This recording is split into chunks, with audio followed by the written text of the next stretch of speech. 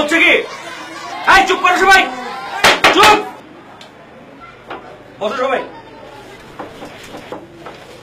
কি শুরু করেছো? হ্যাঁ, এই সবাই শোনো, তোমাদের আজকে গরুর রচনা পড়ে আসার কথা ছিল। সবাই কি পড়ে আসছো?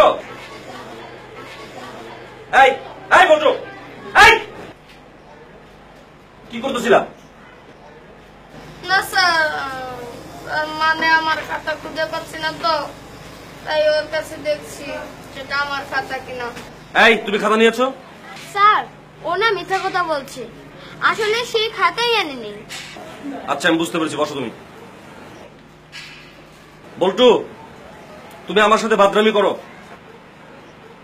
আজকে তোমাকে আমি বুঝাবো কত ধানে কত চাল।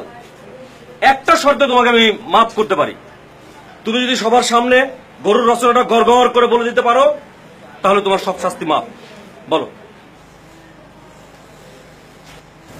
গরু একটি গৃহপালিত পশু, কিন্তু এরা গৃহপালিত পশু হলেও গৃহে এদের পাওয়া যায় না। তবে কুরবানির সময় হাটে অনেক গরু ওঠে। কুরবানি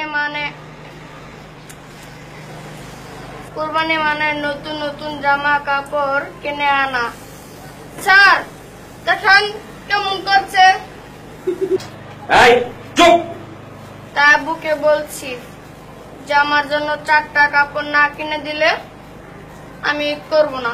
আর আম্মু বলেছে ঈদে ডিপ ফ্রিজ না কিনে আনলে নানুর বাসায় চলে যাবে, তাই আমার ইচ্ছে পূরণ হলো না।